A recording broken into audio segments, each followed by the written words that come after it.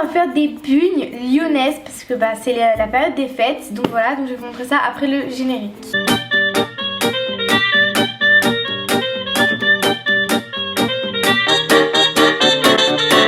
Abonne-toi.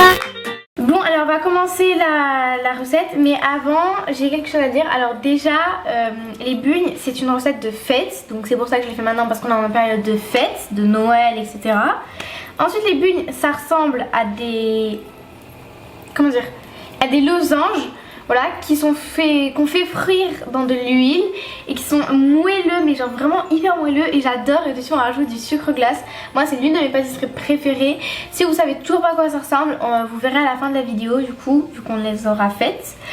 Et aussi je tiens à préciser que la recette vous pouvez la refaire avec les mains. Enfin pour pétrir vous pouvez pétrir avec les mains, parce qu'à un moment on va devoir pétrir, mais moi je vais le faire avec le robot.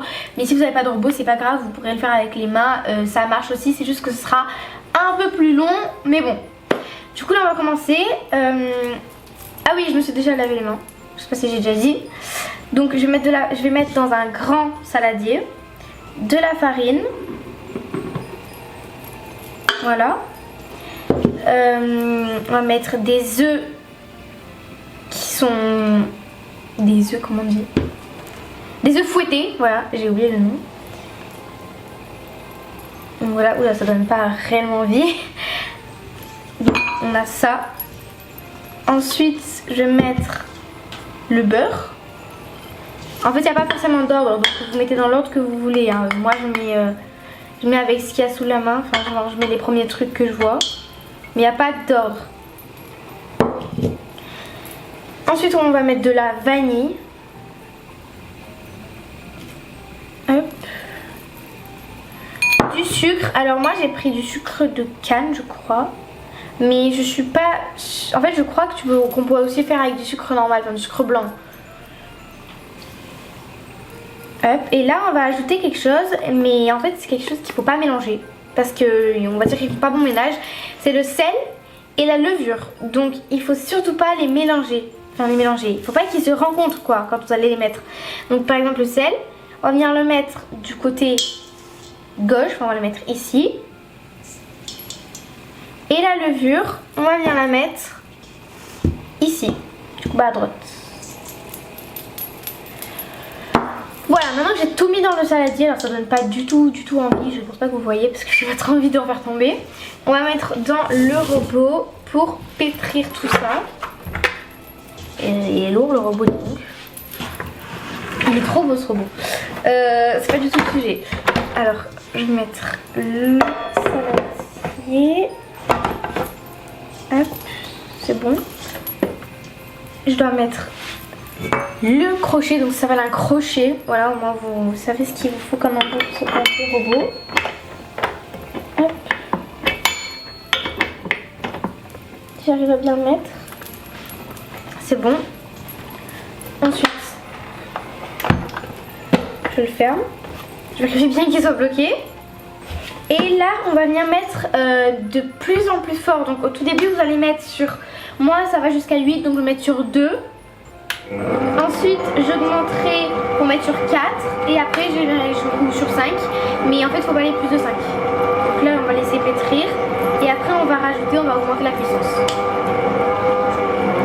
Alors on va laisser pétrir environ 5-10 minutes. Donc là par contre je vais augmenter sur 4. Voilà. Et aussi j'ai oublié de préciser au tout début, mais la liste des ingrédients sera mise en description. Voilà, si vous voulez la refaire chez vous, la recette, bah, vous pouvez. Ça fait 10 minutes que la pâte elle est en train de pétrir, donc là c'est bon. Je vais vous montrer comment elle doit être à la fin. Si j'arrive à enlever le bol, je sais plus dans quel sens. Ah voilà, dans ce sens là. Hop. Donc elle doit être élastique et qu'on puisse aussi l'étirer. Comme ça, regardez, je vous montre. Hop. Et elle doit pas être collante par contre. Vous voyez que là elle est élastique, hein, ça se voit. Et par contre elle ne colle pas du tout aux doigts. Genre j'ai rien sur les mains. Aussi j'ai oublié de préciser que si la pâte elle est trop sèche, enfin si votre pâte est trop sèche, vous pouvez rajouter de l'œuf.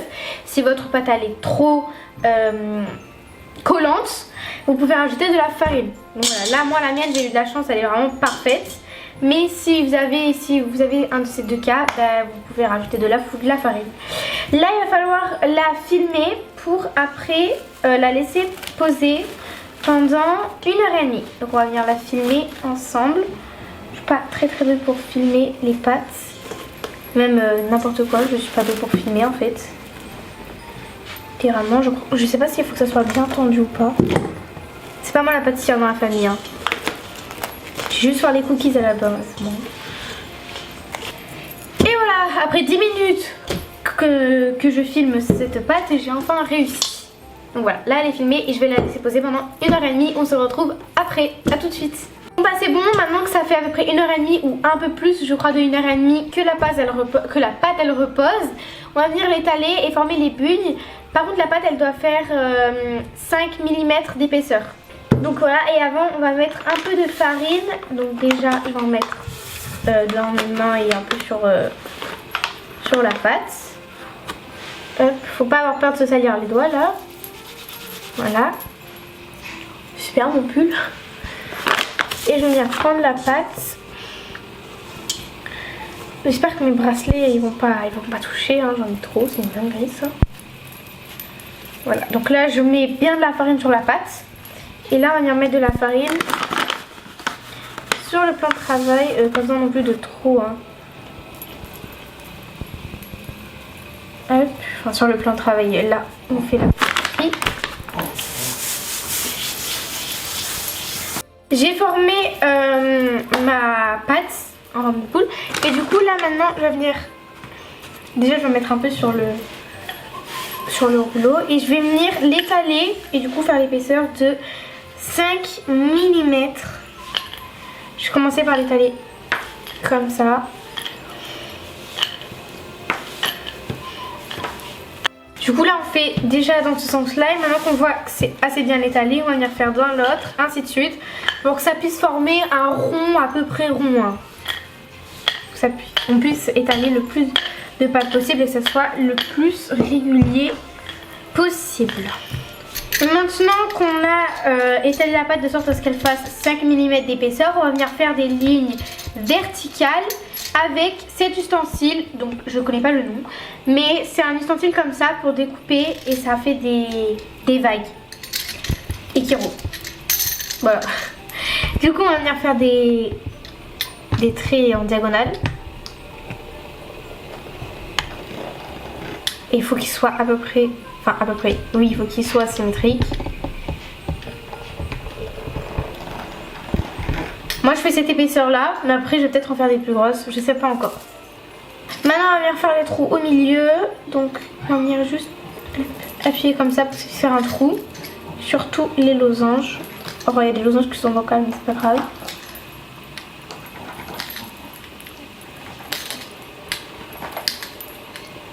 Maintenant qu'on a fait tout ça, enfin qu'on a fait toutes nos bulles, on va venir les faire frire dans de l'huile de tournesol. Par contre je ne vais pas le faire, il vaut mieux le faire avec un adulte, enfin il faut le faire avec un adulte si vous êtes un enfant, parce que c'est hyper dangereux. Donc là je vais laisser maman faire et je vous montrerai le résultat à la fin.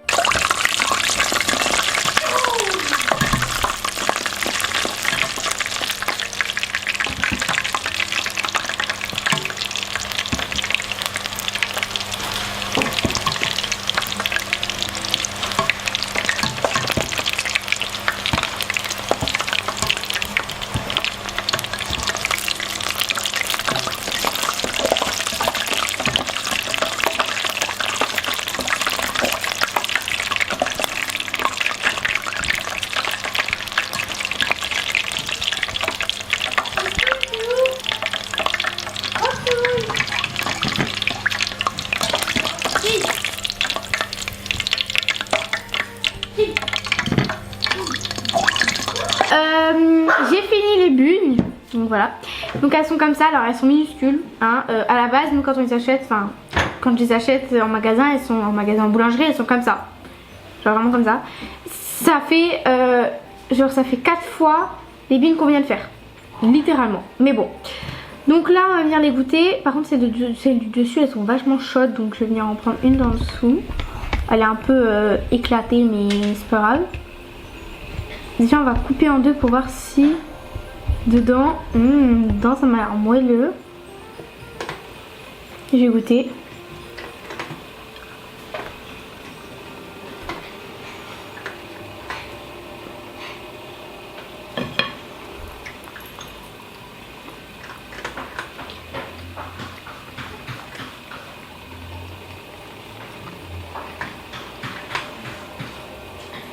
Je suis longue à manger.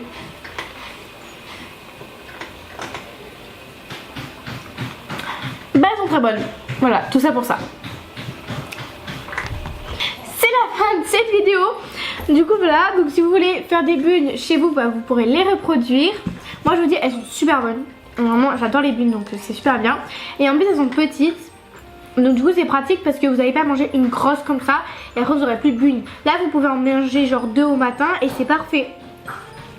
Voilà, donc moi sur ce je vais vous laisser. Je vous fais plein de gros bisous. N'oubliez pas de liker, de vous abonner si ce n'est pas déjà fait et de mettre en commentaire si vous avez réussi la recette, oui ou non. Je vous fais plein de gros bisous et je vous dis ciao ciao les amis.